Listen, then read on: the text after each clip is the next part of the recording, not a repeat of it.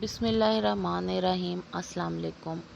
ایک تو سب سے پہلے ناول سٹارٹ کرنے سے پہلے جو ہمارے سبسکرائبرز کراچی میں رہتے ہیں میں ان سے حال ان کا پوچھنا چاہ رہی ہوں، اور دوسرا کیونکہ کراچی کا نیوز میں دیکھا ہے تو پتہ چلا ہے کہ پانی سے کافی بارش کے بعد روڈز وغیرہ کا بھی مسئلہ بنا ہوا ہے، اور سب کی میں خیر خیریت پوچھنا چاہتی ہوں۔ تو ضرور جو سبسکرائبرز کراچی سے ہیں وہ ضرور اپنے خیریت سے آگاہ کیجیے گا۔ اور دوسرا پچھلے دنوں یہ پارس ناول سے سٹارٹ کرنے سے پہلے میں نے پوچھا تھا، تو مطلب اتنی کوئی کنٹروورسی پھیلانے والی بات تو نہیں تھی۔ ہنا نے اپنی رائے دی، سلطان نے اپنی رائے دی، صرف یہ کہ ایک دوسرے کی رائے کا سب کو احترام کرنا چاہیے۔ اور ہنا نے یہ مائنڈ کیا تھا کہ میں نے سلطان کے کمنٹ کو لائک کیا ہے، تو میں اپنی طرف سے کہہ رہی ہوں کہ دیکھیں میں نے لائک تو نہیں کیا تھا، اگر آپ ہارٹ کا بولتی ہیں تو آلموسٹ میں سب کو ہارٹ بھیج دیتی ہوں، اور جو آپ لوگوں کے آپس میں بات ہوئی ہے اس میں تو مطلب میرا کوئی مطلب ہی نہیں تھا، میں نے تو بلکہ وہ پڑھے بھی بعد میں۔ اور دوسرا یہ ہے کہ مجھے دونوں سے کوئی مسئلہ نہیں ہے، اگر آپ لوگ ہمارے ناول سنیں تو ہم آپ کے تھینک فل ہیں، باقی مجھے دونوں سے کوئی مسئلہ نہیں ہے۔ صرف میں یہ بولوں گی سلطان کو کہ دوسرے کو ذرا آرام سے بول دیں، اور ہنا کو یہ کہنا چاہوں گی کہ مطلب زندگی میں بہت ساری بات ایسی کئی دفعہ ایسے ہوتا ہے جب آپ نے دوسرے کی بات سننی ہوتی ہے اور آپ کو برا بھی لگتا ہے، تو یہ دیکھتے ہوتے ہیں کہ ہو سکتا ہے تیسرا بندہ، جیسے میں تھی اس میں، میرا تو بیچ میں کوئی، میں نے نہ قصوروار کہا نہ کسی کو کچھ بولا، میں نے تو ایک رائے پوچھی، انہوں نے اپنی رائے دی، اور میں نے بالکل بھی نہیں کہا کہ انہوں نے ایسے کیوں بولا۔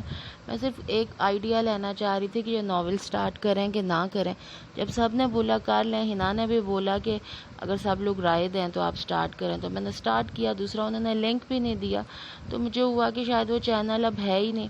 تو باقی سلطان نے بھی پہلے، سلطان خان جو ہے انہوں نے کوئی ایسی بات نہیں کی تھی کہ جس کا بہت زیادہ برا مانا جائے، ہاں اس کے بعد وہ تھوڑی سی ہوگی ان کی بات آپس میں، لیکن یہ ہے کہ زندگی میں ہم لوگوں کو ایک دوسرے کے لیے تھوڑا سا دل جو ہے نا کھلا رکھنا چاہیے، اور اتنی سی باتیں تو بہن بھائیوں میں بھی گھر میں ہو جاتی ہیں، تھوڑی بہت نوک جھونک تو آپ کو پتہ ہے بہن بھائیوں میں ہوتی ہے، تو اس کے بعد ہم ٹھیک ہو جاتے ہیں۔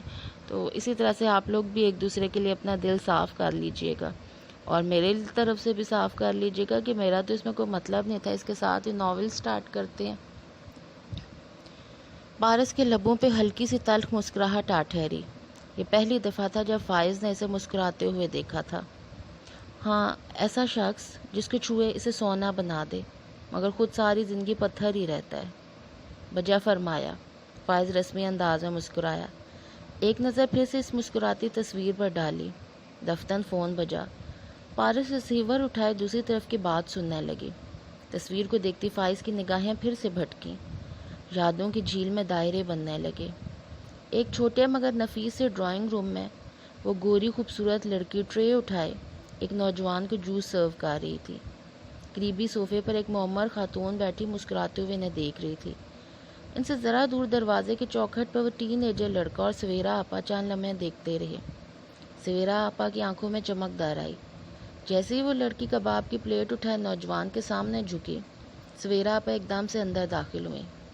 بہت خوب ندا، یہاں تو خاص الخاص مہمان آئے ہوئے ہیں، اتنے خاص کہ ہماری آمد کی خبر ہی نہیں ہوئی۔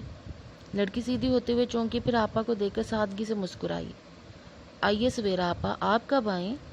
معمر خاتون پہ مسکراتے ہوئے اپنی جگہ سے اٹھنے لگے۔ جب تم یہاں غیر مردوں کی خاطریں کرنے میں مصروف تھیں۔ ان کی بلند آواز، عجیب لہجہ۔ لڑکی کا چہرہ فک ہوا، اس نے پریشانی سے ماں کو دیکھا۔ نہیں، میں تو سرو کر رہی، یہ میرے کزن ہے، ماموں کے ساتھ آئے، ماموں اوپر ہیں۔ اور سویرا آپا کے الفاظ نے ان کی تیز و تند نگاہیں تھی جو وہ تینوں پریشان ہو گئے تھے۔ بس بس، سب دیکھا ہے میں نے اپنی آنکھوں سے، میرے معصوم بھائی کی آنکھوں میں دھول جھونک کر تم یہاں یہ سب کر رہی ہو، بد کردار لڑکی۔ ندا کا چہرہ سرخ ہو کر دہکنے لگا۔ اپنی حد میں رہیں، آپ اچھی طرح جانتی ہیں کہ آپ جھوٹ بول رہی ہیں، مجھ پہ الزام لگا رہی ہیں۔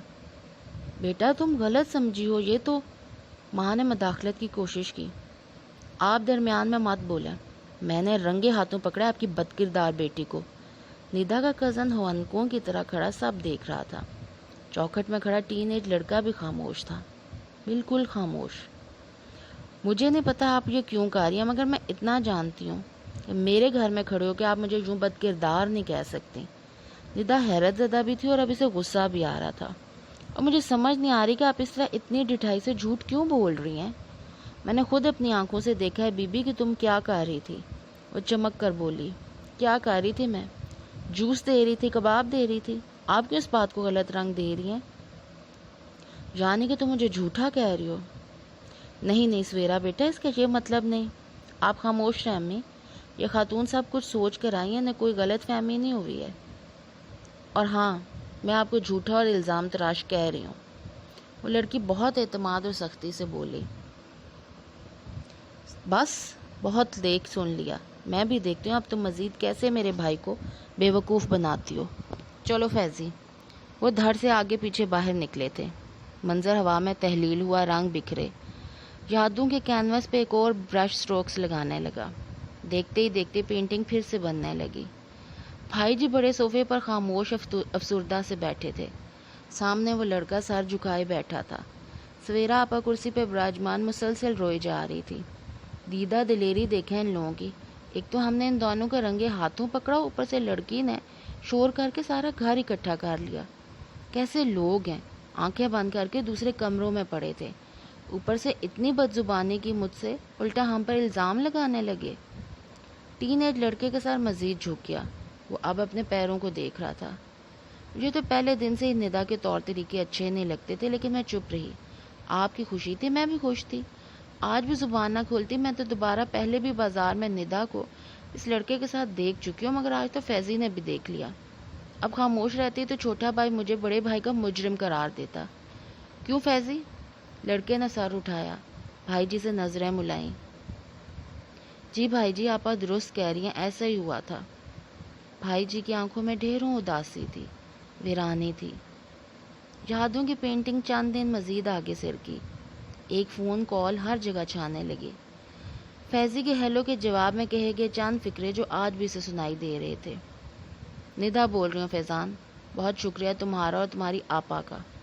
آج تمہارے بھائی نے منگنی کا سارا سامان بھجوا دیا، اور جانتے ہو میں خوش ہوں، اس لیے کہ انہوں نے مجھے فون بھی کیا، اور پتہ ہے انہوں نے کیا کہا؟ انہوں نے کہا میں جانتا ہوں تمہارا دامن بے داغ ہے، مگر اس واقعے کے بعد تم کبھی میرے بہن بھائی کے ساتھ خوش نہیں رہ سکو گی۔ تمہیں بڑی تکلیف سے بچانے کی خاطر چھوٹی تکلیف دے رہا ہوں۔ تمہیں ہم سے بہتر لوگ مل جائیں گے، اور ملنے چاہیے بھی۔ وہ رو رہی تھی۔ یاد رکھنا فیضان، تم اور تمہاری بہن دنیا کے سب سے مفاد پرست اور خود غرض بہن بھائی ہو، مگر آئے گا ایک دن جب رضوان تم لوگوں کی اصلیت مان لیں گے، کیونکہ جانتے تو اب بھی ہیں، اور دیکھنا تب وہ تمہیں اپنی شادی میں بلانے کی زحمت بھی نہیں کریں گے۔ سوری، امپورٹنٹ کال تھی۔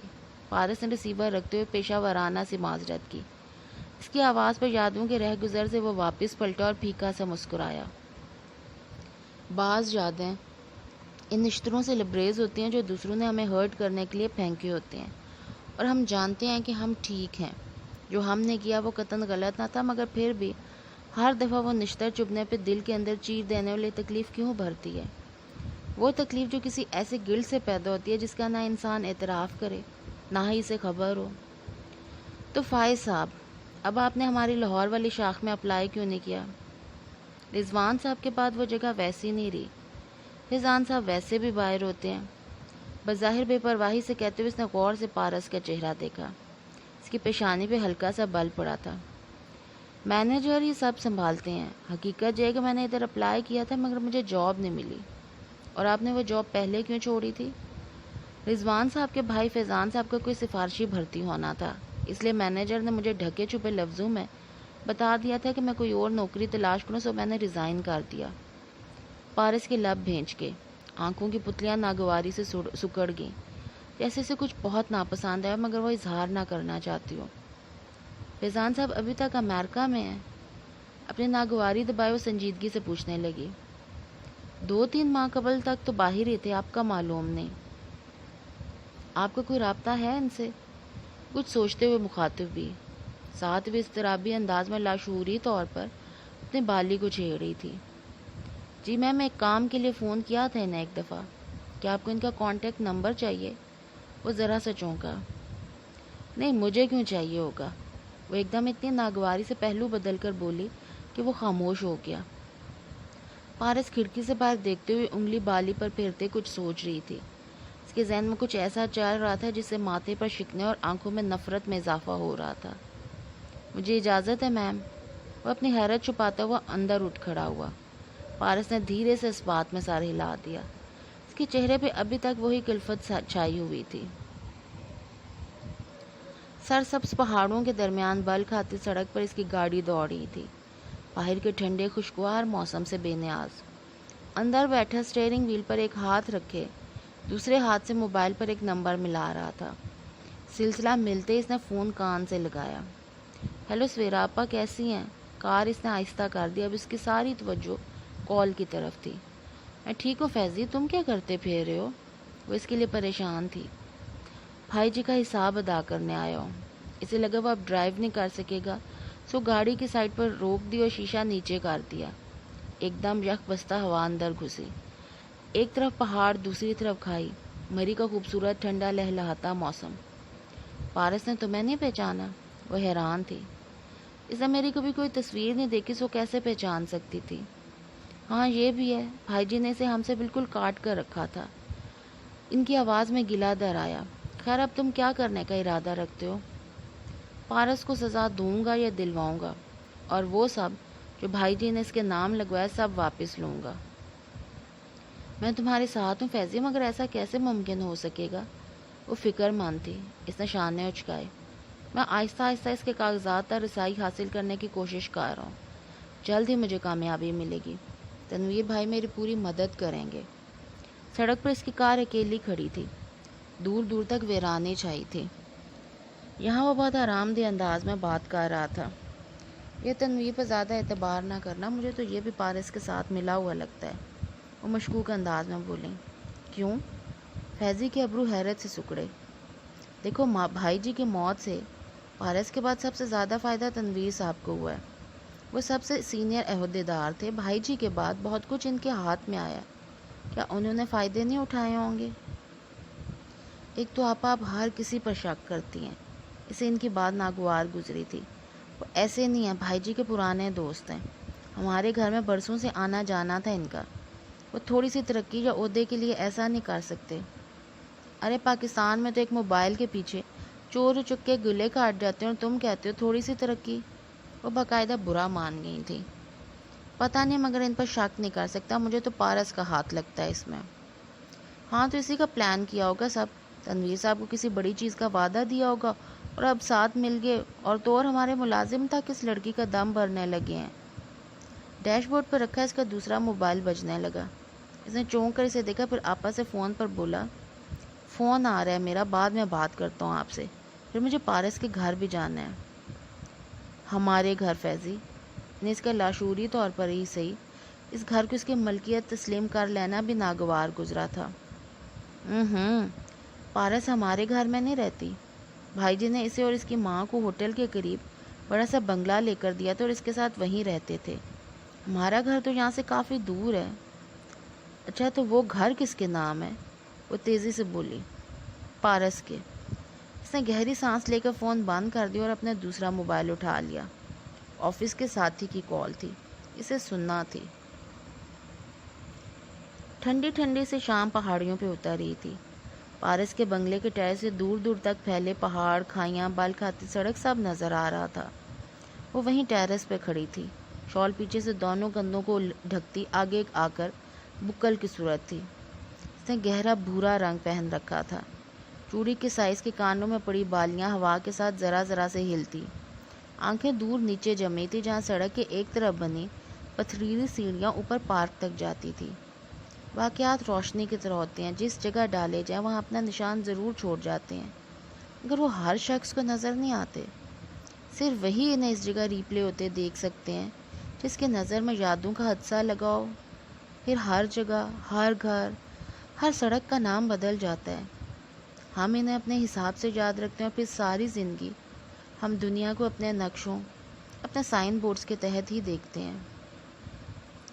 پارس بی بی، افضل بابا کی آواز پہ اس کا ارتکاز ٹوٹا۔ وہ قدرے چونک کر پلٹی۔ جی بابا؟ آفس سے کوئی صاحب آئے ہیں، میں نے لان میں بٹھایا، آپ کا پوچھ رہے ہیں۔ بابا نگاہیں چرا کر بولے جیسے انہیں بہت شرمندگی سی ہو۔ اچھا کب؟ اس نے محسوس کیے بنا حیرت سے نیچے لان کو دیکھا۔ فائز حسن خاموشی سے سر جھکائے بیٹھا تھا۔ مجھے پتہ ہی نہیں چلا، خیر میں آتی ہوں۔ اس نے گہری سانس لے کر اپنے ذہن پر چائے نقشے لپیٹے، خود کو کمپوز کیا اور نیچے چلی آئی۔ وہ لان میں بیٹھا تھا، جینز، ہلکے سویٹر اور جاگرز میں ملبوس اسے آتا دیکھ کر احتراماً کھڑا ہو گیا۔ کہیے کیسے آنا ہوا؟ وہ تمکنت بھرے انداز میں سامنے والی کرسی پر بیٹھتے ہوئے بولی۔ میم آپ نے برا تو نہیں مانا کہ میں یہاں آ گیا؟ دراصل آپ جلدی چلی گئی تھی اور مجھے ایک ضروری درخواست کرنی تھی۔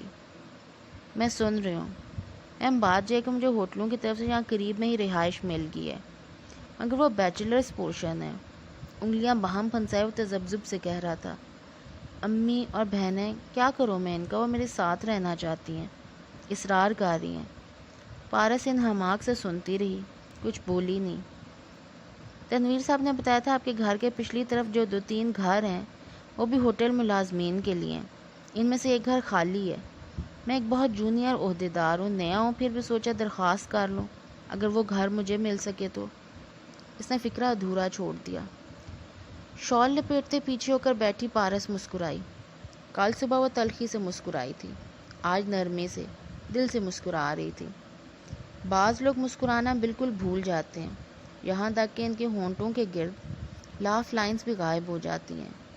پھر اگر کبھی وہ ذرا سا مسکرا دیں تو لگتا ہے ان کی گردن پر کوئی اجنبی چہرہ ٹھہرا ہے، اس اجنبی سے جس سے آپ شناسا بھی ہوں اور وہ آپ کو اچھا بھی لگے۔ میں کبھی وہ گھر آپ کو نہ دیتی اگر یہ درخواست آپ کی فیملی کی طرف سے نہ ہوتی۔ قدر کیجیے گا ایسے رشتوں کی جو آپ کے سینے کے اوپر پہنی جیب کے بجائے سینے کے اندر دھڑکتے دل میں دلچسپی رکھتے ہیں۔ میں بتا نہیں سکتا میں کتنا خوش ہوں۔ عالیہ اور حمیرہ تو خوشی سے پاگل ہو جائیں گی۔ وہ بہت خوش، بہت احسان مند نظر آ رہا تھا۔ پارس کی مسکراہٹ مزید نرم ہوئی، اس کی آنکھوں میں خوشی تھی۔ مجھے قطعاً امید نہیں تھی کہ آپ مان جائیں گی۔ امی نے تو یہاں تک کہہ دیا کہ اگر ضرورت پڑے تو وہ خود آ کے درخواست کریں گے، لیکن ظاہر ہے یہ مناسب نہ تھا۔ پارس کی مسکراہٹ پھیکی پڑی، چہرے پر سایہ سا لہرایا۔ ہوا کے گرم جھونکے کی طرح ایک یاد گالوں سے ایسی ٹکرائی کہ لمحے بھر کے لیے سب گھوم گیا۔ میں پارو کی ماں ہوں جی، خود آئی ہوں آپ کے پاس، ایک درخواست کرنی تھی۔ پارو کہنے میں ہچکچا رہی تھی۔ دانت نکوس کر کہتی فیروزہ مائی نے تائیدی نظروں سے ساتھ بیٹھی مضطرب اور اداس 17-18 برس کی لڑکی کو دیکھا جس کی تھوڑی ندامت کے باعث سینے سے لگی تھی۔ کہو، سلائی سینٹر کی مالکن آنٹی نے بیزاری سے کہا۔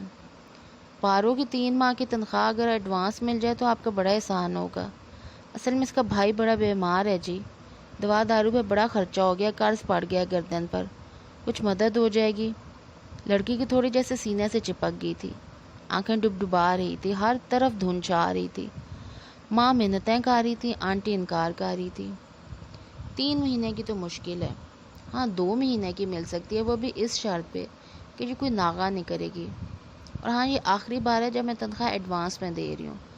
نخوت سے بولتی آنٹی اٹھی اور اندر چلی گئی۔ لڑکی نے بھیگا چہرہ اٹھایا۔ شکیل نے دکان والے کا جو شیشہ توڑا ہے وہ 2 تنخواہوں سے تو پورا نہیں ہوگا۔ اس کی آنکھوں میں آنسو مگر آواز میں دبی سی تلخی تھی۔ شش، فیروزہ مائی نے گھرکا۔ اعلان کرے گی کیا اب؟ اور پورا ہو جائے گا نا، ٹیوشن والی باجی سے بھی 2 ماہ کی ایڈوانس پکڑ لیں گے، یا آنٹی پیسے لے آئے تو وہیں چلتے ہیں۔ کیا امی کیوں مجھے سب کے سامنے شرمندہ کرواتی ہو؟ وہ پھر روحان سے ہوئی۔ زیادہ بک بک نہ کر، آرام سے بیٹھ۔ دھند میں سب غائب ہوتا گیا۔ گرم ہوا کا تھپیڑا کب کا گزر چکا تھا۔ اس نے زبردستی توجہ فائز کی جانب مبذول کی۔ وہ کہہ رہا تھا، مجھے اس روز فیضان صاحب کا ذکر نہیں کرنا چاہیے تھا، جب بعد میں بہت شرمندگی ہوئی، یوں لگا جیسے میں نے آپ کو ڈسٹرب کر دیا۔ غالباً آپ فیضان صاحب کو کچھ خاص پسند نہیں کرتی۔ پارس کی پھیکی مسکان بھی غائب ہوگی، لب بھنج کے، آنکھوں میں تنفر سے دار آیا۔ ایک تلخ سانس خارج کر کے اس نے سر جھٹکا۔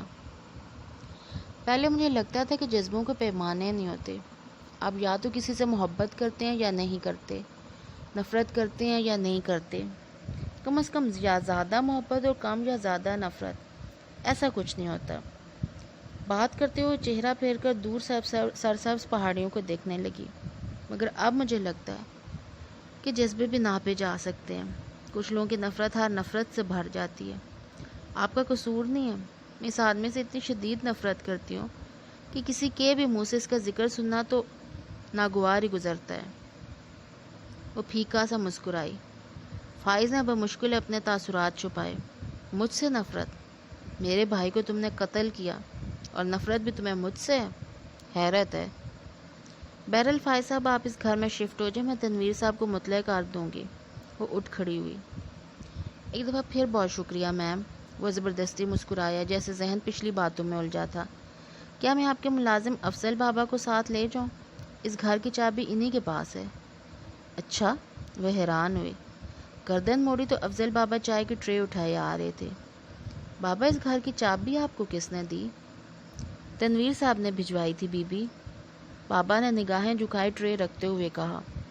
بہرحال آپ فائز صاحب کو لے جائیے گا، ادھر میں چلتی ہوں، مجھے کچھ کام ہے۔ وہ اٹھ کر گھر کی سمت بڑھ گئی۔